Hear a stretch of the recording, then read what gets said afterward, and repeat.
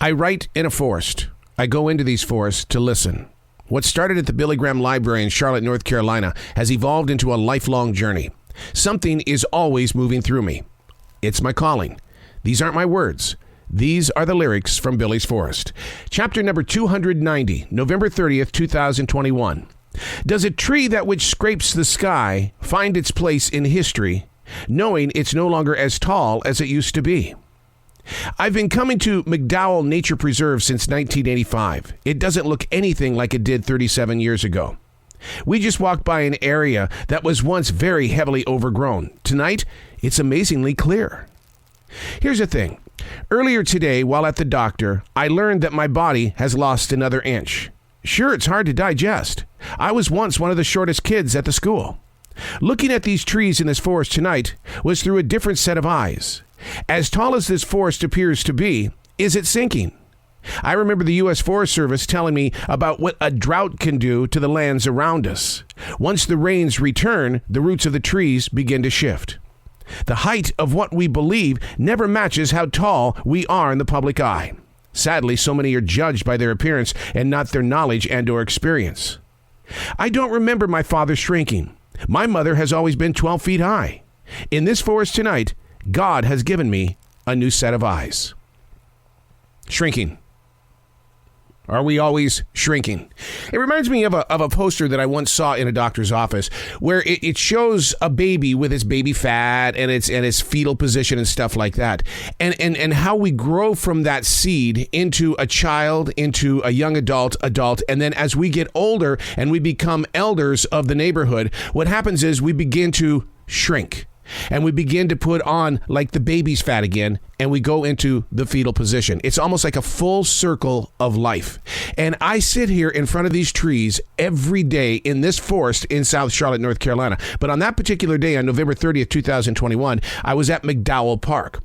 And because I've been going there for 37 years and I have studied those trees for 37 years, it did shock me to learn that an area that was once overgrown was now gone. And I can't help but plant that seed in my own personal life, wondering what is in your life that once seemed overgrown, but now it's very clear. Did it open your mind? Did it give you more creativity? Did it give you a place where you could have enough space to become a deeper, heavier thinker? Those areas that were once overtaken, maybe your career owned it, and then things kind of thinned out with the career, and all of a sudden you had this new area where you could plant new things. Did you do something with it? Is there a spiritual growth inside of you? Is that too far? Is there that one moment that you would like to do something with it, but time won't allow you enough courage and confidence to go in and dig up what was once there? Those places, are they shrinking? And if they do shrink, and if you shrink and your back is shrinking and your legs are shrinking, what happens to the old you? Are you strong enough to walk away from where you once stood? Do you have the ability to see beyond where you presently stand? Learning to listen to the atmosphere of now is the greatest gift that you have always been given. Don't clog it up with areas where you go, well, it was once overgrown, now it's empty. I'm just going to let it sit there like an empty warehouse. You can't. Build. Bring it to life. Have the spirit to reach beyond self and get to others. That's the plan. I didn't plant it. A bigger universe did. If you feel like you are shrinking, locate newer ways to expand, to find your place in other areas that you wouldn't have had time to locate 5 years ago, 10 years ago.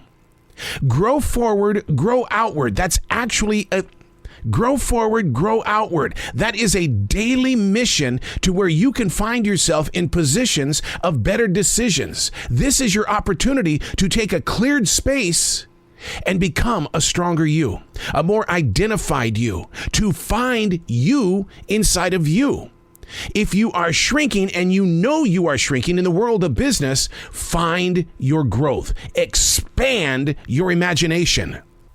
I'm Errol. These aren't my words. These are the lyrics from Billy's Forest.